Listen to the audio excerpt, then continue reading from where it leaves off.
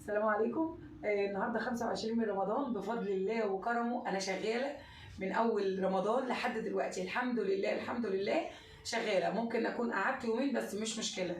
المهم النهارده اليوم 40 اسره، طبعا 40 اسره يعني كده ما شاء الله عدينا ال 150 فرد هيفطروا اكتر كمان. بفضل الله وكرمه النهارده الفطار لجميع عاملات دار الهدايا نساء.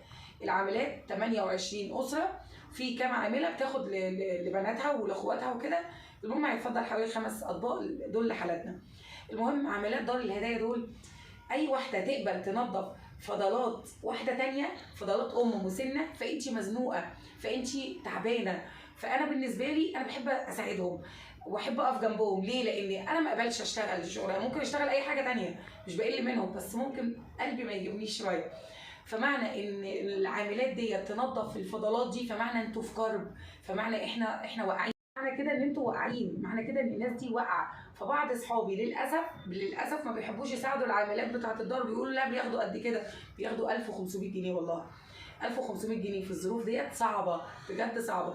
المهم ان بفضل الله وكرمه بحب تبقى ايدي في ايديهم دايما. وبعض الناس منهم عشان هم هيشوفوا الفيديو هم معايا اكتر، الناس الواقعه قوي بيبقوا معايا اكتر. ده كل الحالات الواقعه، الناس الواقعه قوي بتبقى معايا اكتر.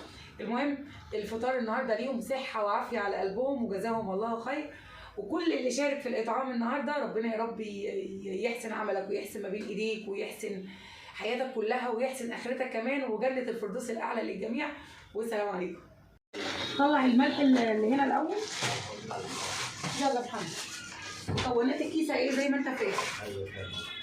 ايوه فاهم. بص للكاميرا بقى عشان تطلع حلو. يلا. محمد طالع معايا اعينه من اول رمضان. كل سنه وانتم طيبين. والله حقيقي شقيان معايا صراحه. الله يبارك لك وما يسلمكش منك. عرفت هنخلص الشنطه كامل؟ انا بص هقول لك على حاجه. هنخلص الشنطه كامل الاول وانا اكملها. يلا ماشي. انا هحط حاجتي كلها ماشي. الشنطه النهارده مكونه من طبق فراخ وكيس مكرونه وكيس ملح وكيس صلصه. ما شاء الله.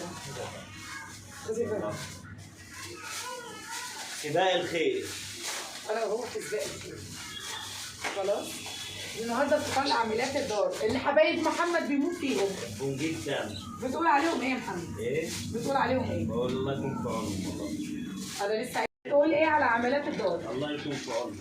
الله يقويهم. الناس بص احنا هنا يقدرهم على اللي هم فيه. احنا هنا يا جماعه في دخلة البيت عندي. تمام؟ بنشتغل من دخلة البيت عندي. يوميا الحالات ايه يا محمد؟ قول كده الحالات شكلها ايه؟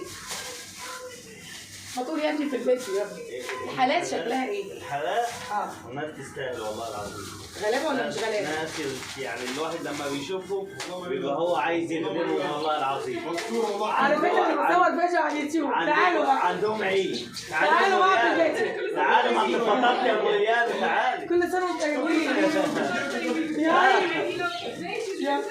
تعالوا الشوايه على حسابكم انتوا. تعالوا طيبين. الاول انتوا تخشوا لي على اليوتيوب تتابعوني، تعملوا لي لايكات واشتراكات. ايوه طبعا. قول لهم يا ابني ان انا من مشاهير اليوتيوب. اقفلي هديه. خلي بالك يا محمد، حط طبق الفراخ الاول يا محمد وبعد كده الحاجه. لا انت بتحط اي حاجه الاول.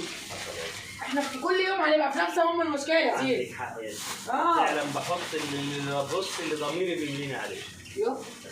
اللي قدامي بقى. اقسم بالله يا محمد لو ضايقتني اللي هسافر واروح السعوديه. ده اسعد يوم ما بنساهوش. وهروح السعوديه. اسعد يوم ما بنساهوش اليوم اللي بتيجي تعملي فيه الحاجات دي. بجد؟ والله العظيم. بص كده. واوحش يوم في حياتي حصل لما راحت السعوديه. ما رضيتش اقابلها ويا باشا اقول لها مع السلامه. هروح. ومراتي تقول لي تعالى كلم ولا حاول كده. والله ما انا جاي. انا دلوقتي بقيت اعاقبهم. اي حد طب والله انا رايحه السعوديه، يا رب اروح السعوديه. مش عارف الواحد يقول لها ايه والله العظيم. تقول اللهم امين على طول على طول. تقول اللهم امين. يلا بينا. الخير يا جماعه الخير، ربنا يديمه علينا ويديم فرحته علينا ويديم تعبه علينا. احنا بنتعب بس قسما بالله